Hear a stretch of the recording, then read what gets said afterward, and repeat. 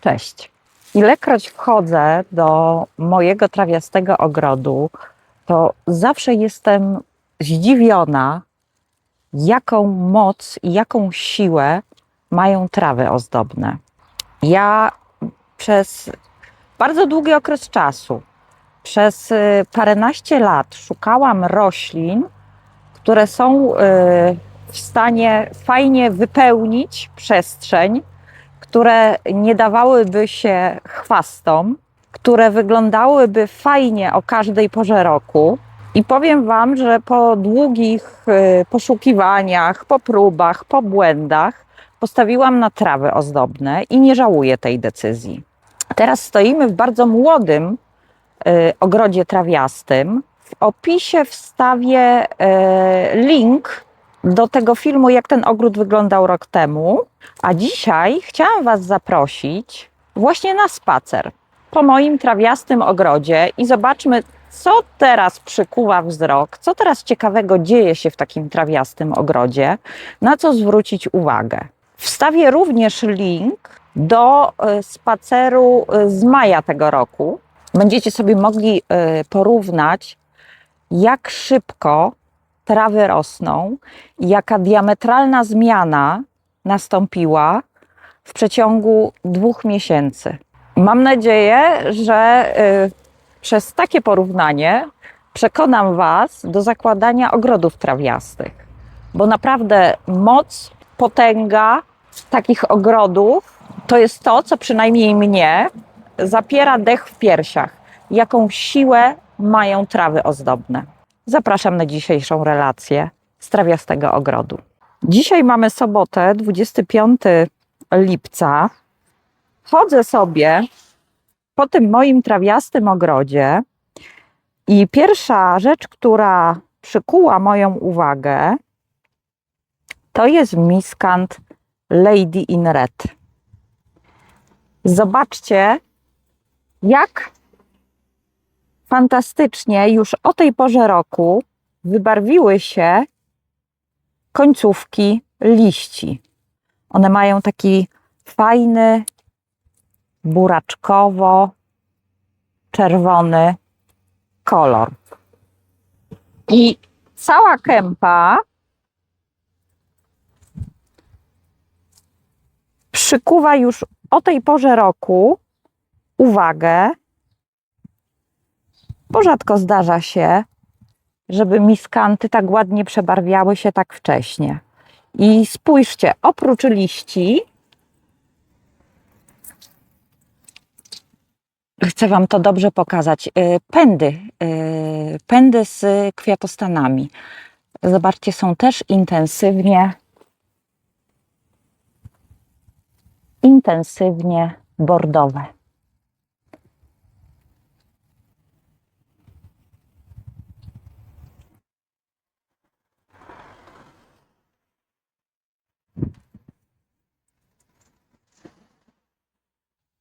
Tutaj chciałam Wam pokazać to fantastyczne połączenie niebieskich mikołajków. To są zwykłe mikołajki ogrodowe, takie wysiewane z nasion. One same się rozsiewają.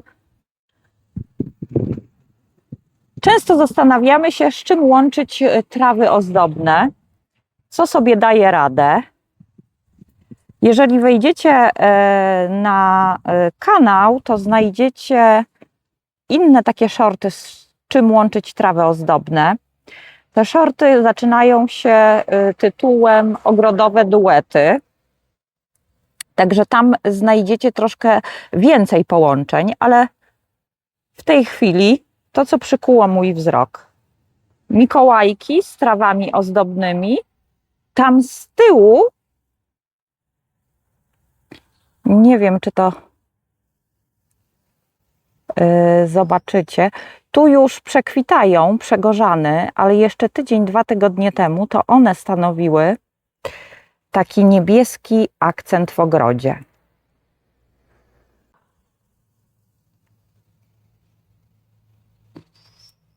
A jeśli już jesteśmy przy połączeniach traw ozdobnych i innych roślin, to spójrzcie, jak fantastycznie radzą sobie jeżówki. Ile jest na nich pszczółek, motyli. To też jest bardzo fajne połączenie.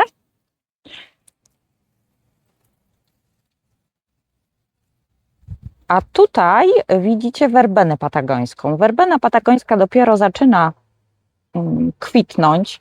Zresztą po tej ostrej zimie bardzo wiele tych werben nie odbiło, bo one z reguły mają mrozoodporność do -15. Ale nawet jeżeli te stare kępy nie odbiły, to chodząc po ogrodzie ja wszędzie znajduję siewki. Także one nie zginęły, tylko po prostu muszą zbudować tak jakby od nowa swoją strukturę. Tu jak spojrzycie na dół, jest pełno siewek werbeny patagońskiej.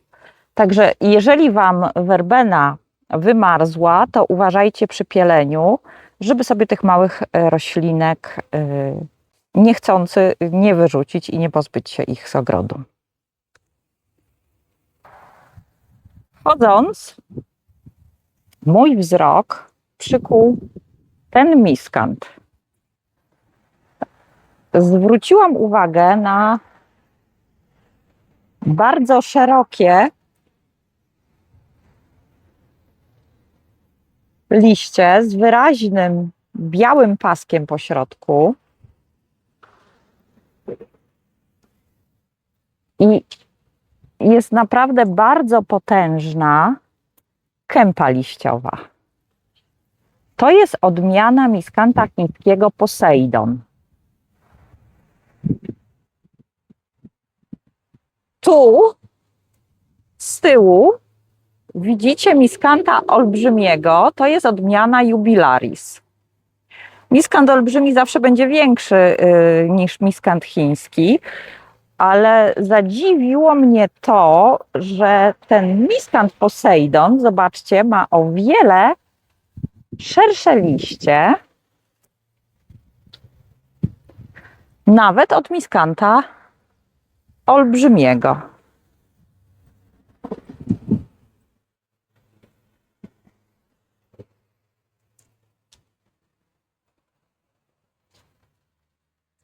Także miskant Poseidon tworzy naprawdę taką majestatyczną kolumnę w ogrodzie.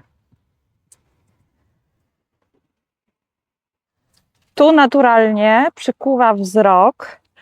Tu jest posadzonych 6 sadzonek miskanta chińskiego Sirena. Zobaczcie, jak sama kępa liściowa fajnie wypełnia przestrzeń. I w tej części ogrodu trawiastego są posadzone różne odmiany miskantów obok siebie. Po parę sztuk.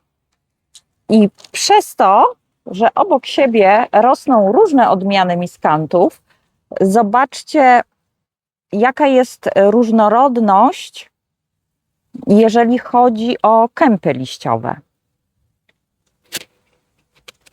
Sama różnorodność właśnie liści buduje taki fajny klimat i zróżnicowanie w ogrodzie trawiastym. Tu na przykład jest poprzecznie paskowany o bardzo cieniutkich liściach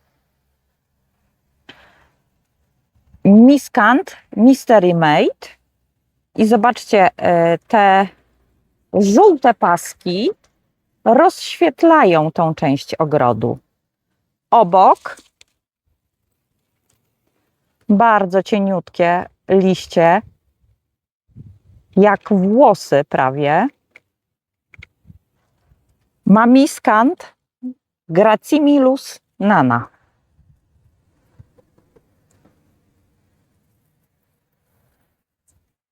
I zobaczcie, na zestawienie właśnie tych różnych szerokości liści. A to jest wspomniany Posejdon.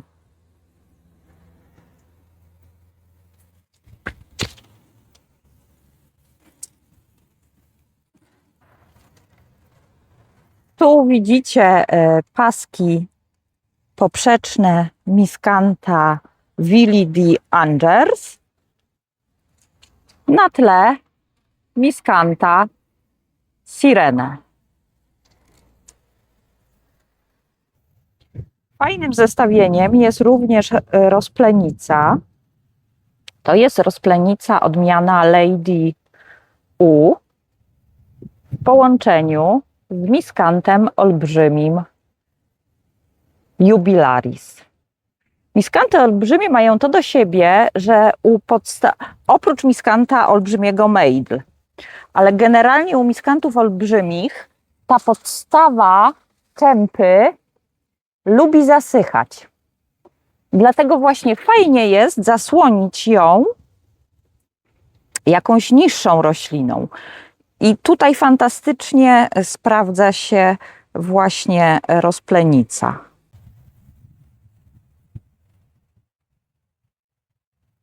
Chodząc wśród kęp miskantów, zauważyłam, że już niektóre miskanty szykują się do kwitnienia.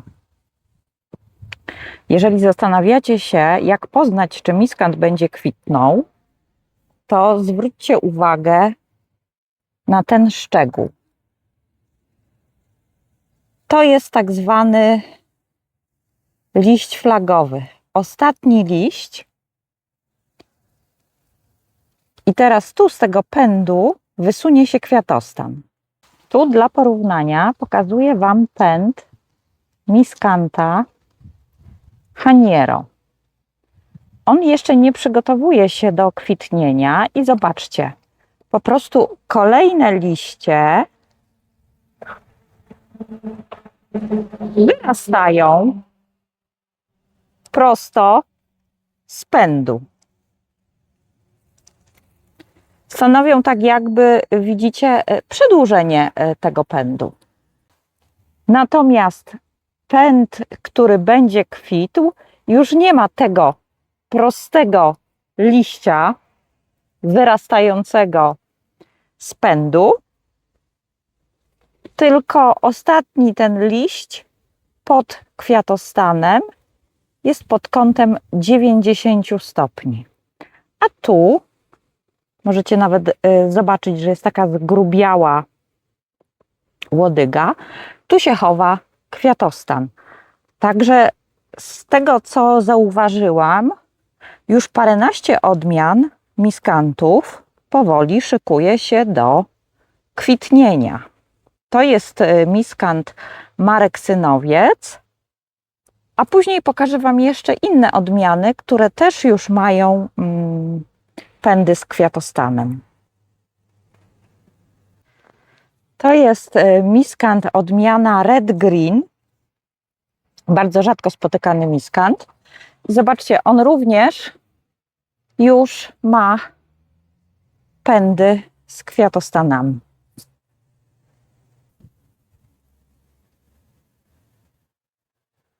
To, co widzicie tutaj, to jest kępa liściowa prosa rózgowatego w odmianie Squaw Select.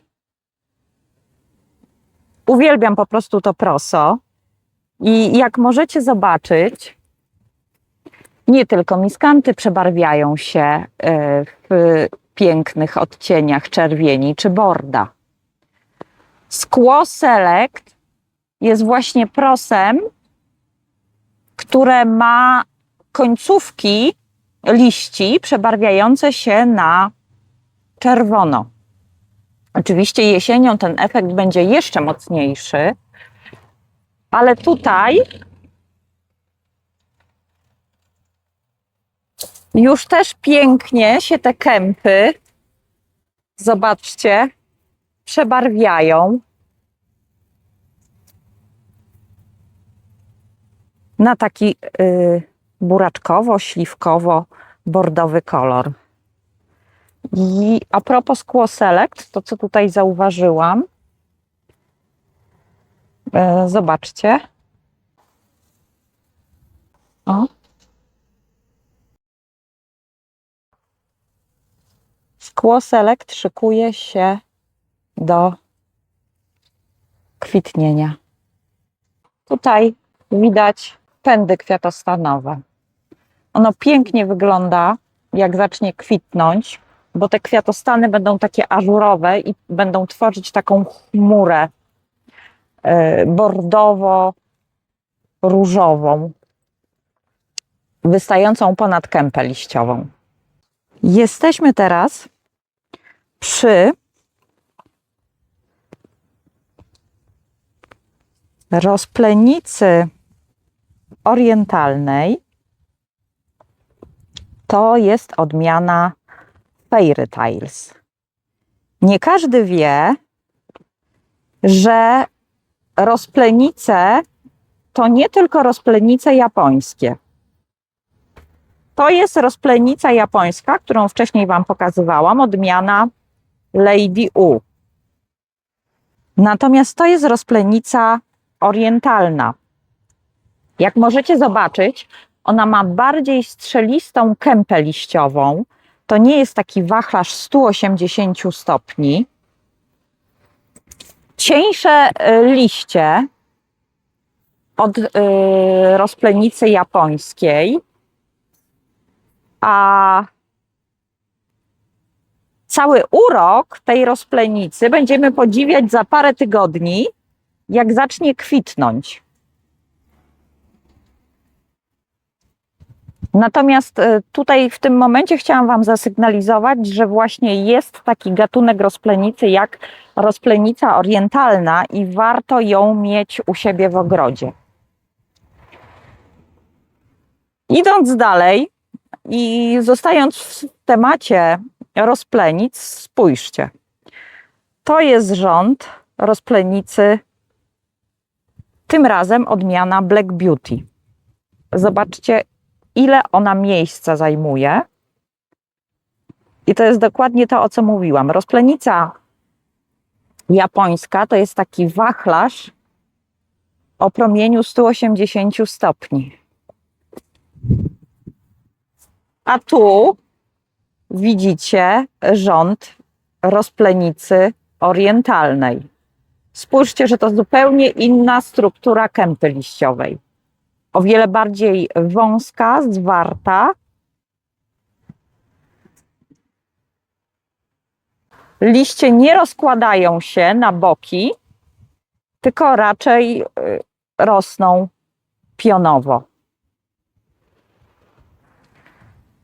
Jesteśmy przy młodej kępie Miscanta buraczok. Mało osób kojarzy tą odmianę, a na nią też warto zwrócić uwagę, bo zobaczcie, on również bardzo szybko przebarwia się na czerwono. W tej chwili końcówki liści są przebarwione na czerwono, ale stopniowo cała kępa tak się będzie przebarwiać. I też tu, gdzie pędy kwiatostanowe mają słońce, one mają taki właśnie buraczkowy kolor. I zobaczcie, jest ten liść flagowy, czyli pędy również już przygotowują się do kwitnienia. Z tego, co pamiętam z tamtego roku, to właśnie Miscant buraczok to był jeden z najszybciej zakwitających miskantów.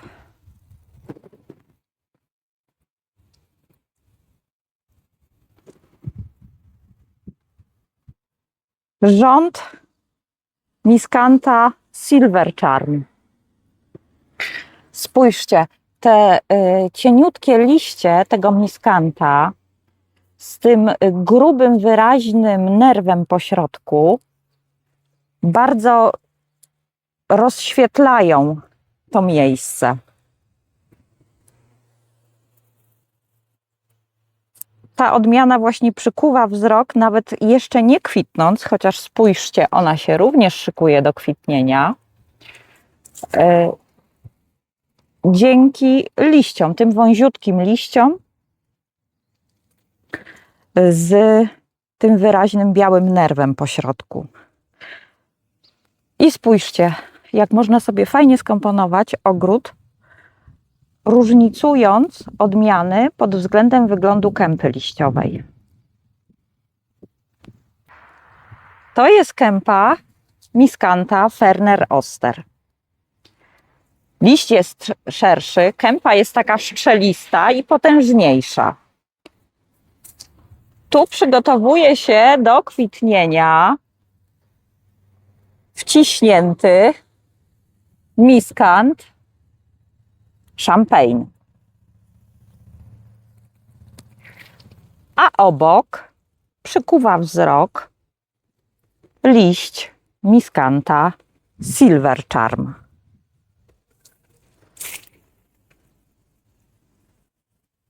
W opozycji do cieniutkich liści Silver Charm jest odmiana Miscantha chińskiego Frufru. Fajna, strzelista, masywna kępa.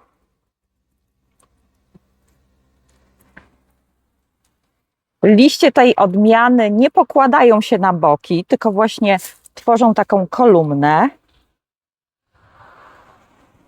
Ale liść jest o wiele szerszy.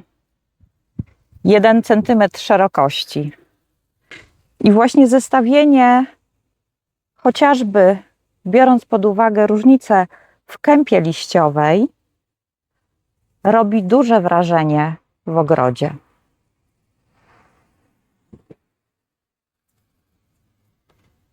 Zatrzymamy się na moment przy Miscanthie olbrzymim. To jest odmiana Maidl. Tu rośnie jako żywopłot. I w tym roku naprawdę zadziwiły mnie, to są stosunkowo młode kępy. One mają 3 albo 4 lata. A zobaczcie, one mają już ponad 2,5 metra wysokości. I one oczywiście będą cały czas, aż do późnej jesieni, rosły. Miscanth Maidl ma tą charakterystyczną cechę, że on niezawodnie zakwita co roku, w odróżnieniu od czystego gatunku. Czyli czystego gatunku Miscantha olbrzymiego. Miscanth olbrzymi, ale w odmianie Maidl, kwitnie co roku i tutaj we wrześniu pokażę Wam wysoko wzniesione nad kępą liściową kwiatostany. Bardzo jestem ciekawa, ile z kwiatostanem w tym roku ten Miscanth będzie miał wysokości. Ale przyznajcie, że wygląda naprawdę zacnie i majestatycznie. Obok rośnie Miscanth Rossi. Rossi ma też liście, które jesienią przebarwiają się na bordowo, ale zobaczcie, już teraz te liście, które dostały więcej słońca, mają taki fajny, taki bordowy, taką bordową poświatę. To też jest bardzo fajny Miscanth, duży, majestatyczny. On ma właśnie te liście owieszające się. Te kępy są ogromne i Rossi oprócz tego, że pięknie przebarwia się w odcieniach czerwieni, ma również piękne, takie czyste, białe, duże kwiatostany wzniesione wysoko ponad kępę liściową. On w tej chwili, ta kępa liściowa ma około 1,80 m wysokości, także też będzie bardzo potężna.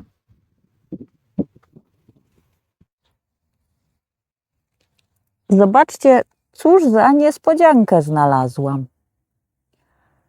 Wcześniej pokazywałam Wam tam wciśnięte te kępy Miscantha odmiany Champagne. To jest ta sama odmiana, tylko jakby z drugiego końca. Zobaczcie, już wysuwa się kwiatostan.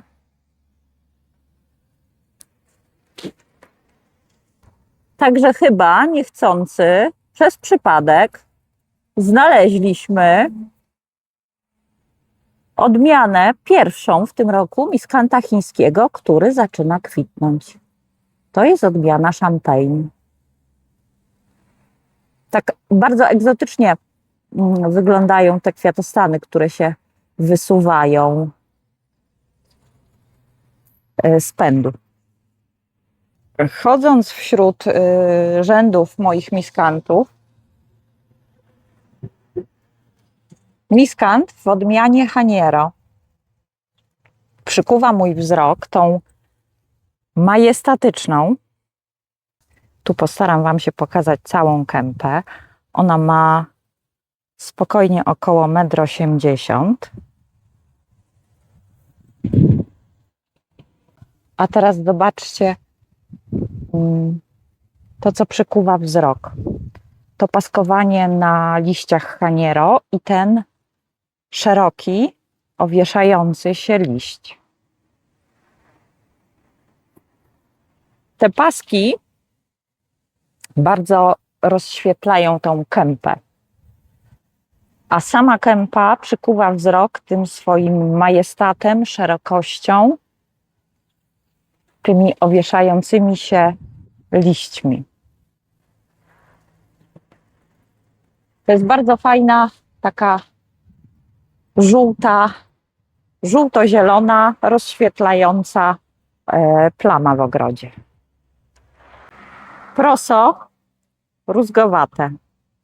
Odmiana Cloud9. Specjalnie pokazuję Wam ją, zanim zacznie kwitnąć, bo ona ma bardzo duże kwiatostany i jak zaczyna kwitnąć, to w ogóle zmienia się wygląd kępy, przechodzi w kształt takiego odwróconego stożka i bardzo rozszerza się u góry. Ale zobaczcie, przed kwitnieniem to jest taka bardzo fajna, zielona kolumna w ogrodzie. Ta zieleń liści jest przełamana takim odcieniem stalowym. I liście w tej odmianie mają taką cechę, że one same w pewnym momencie się załamują. To też stanowi taki dodatkowy walor. Także warto zwrócić i poszukać odmiany Prosa Cloud9. Bardzo fajną, gęstą, taką strzelistą, soczyście zieloną kępę buduje miskant chiński w odmianie Gansu. Podoba mi się struktura tej kępy liściowej. A teraz chciałam Wam pokazać takie szersze ujęcie. Tak wygląda w tej chwili ten najmłodszy ogród trawiasty, który ma, z tego co pamiętam, 2 lata. Mam nadzieję, że teraz rozumiecie mój zachwyt, kiedy mówiłam Wam, że po prostu siła i potęga traw na mnie robi przynajmniej piorunujące wrażenie.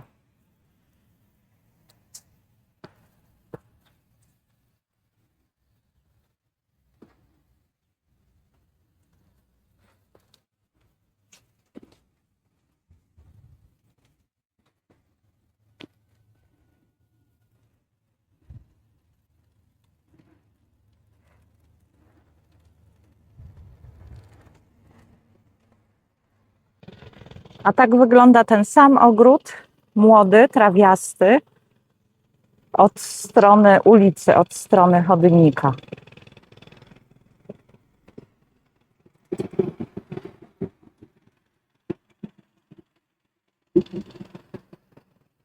Przyszłam tutaj, żeby Wam pokazać również, jak wyglądają poszczególne odmiany traw posadzone w rzędach. Tu po lewej stronie jest właśnie to prosorózgowate skło Select. Później widzicie rozplenicę tą orientalną. Tu jest rozplenica japońska, a tu zaczynają się różne odmiany miskantów. Ale spójrzcie, jaki efekt wow tworzą w ogrodzie. Oczywiście jak te wszystkie odmiany zaczną kwitnąć, wybarwiać się, to będę robić następne filmy. Natomiast chciałam zwrócić Waszą uwagę na to, że same kępy liściowe traw ozdobnych zasługują na uwagę. Bo z nich również w ogrodzie można stworzyć bardzo fajną kompozycję. A to, co tu się będzie działo jesienią, jak to wszystko zakwitnie, to już jest całkiem inna bajka.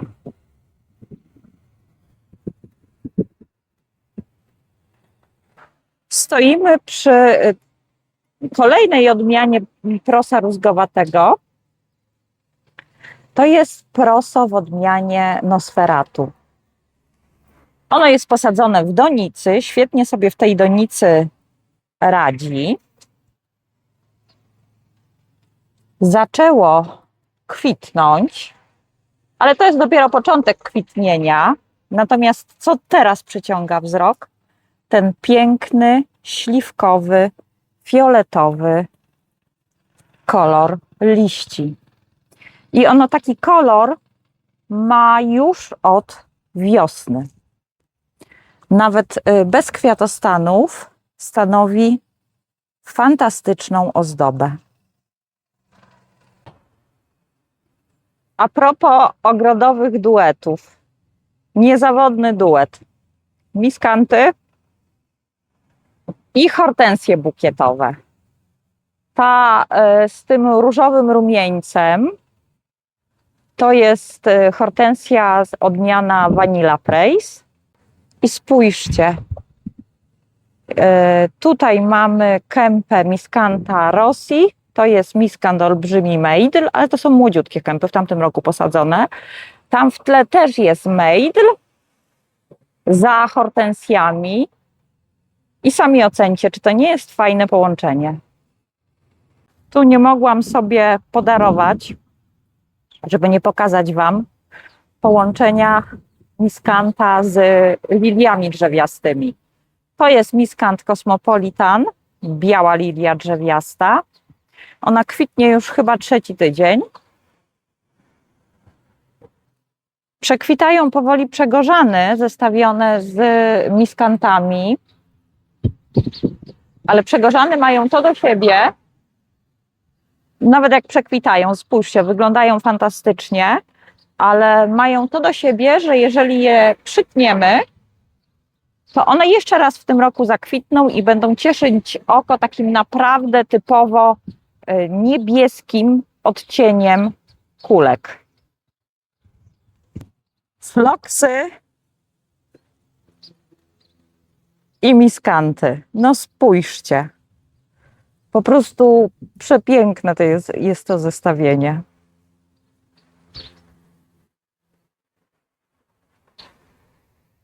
Tu jest miskant Red Chief i kolejna lilia drzewiasta. Fantastyczny duet. Kończąc dzisiejszą relację, zwróćcie uwagę na różę Alisaria Princess of Phoenix. To jest róża tak zwana z oczkiem. Słuchajcie, ona kwitnie nieprzerwanie od czerwca.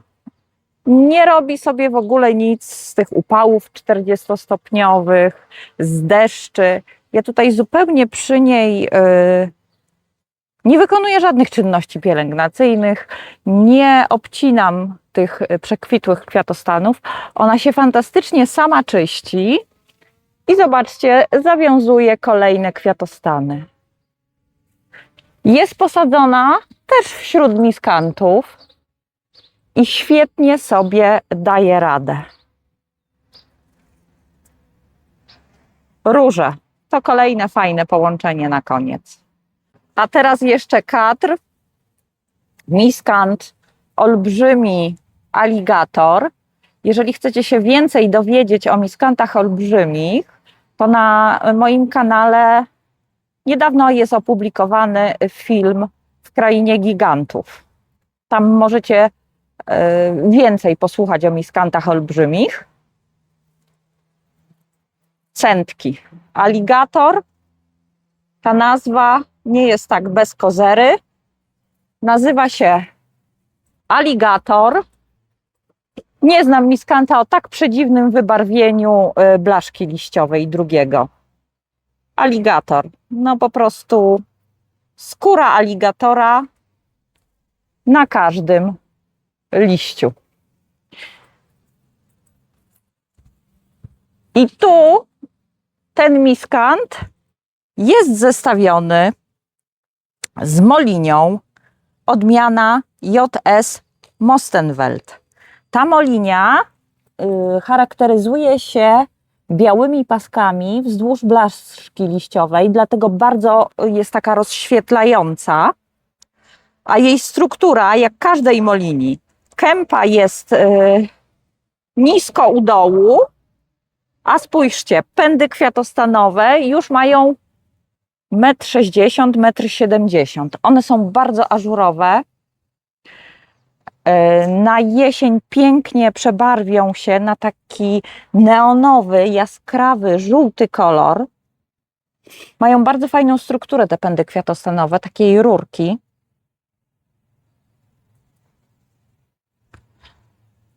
Kwiatostan.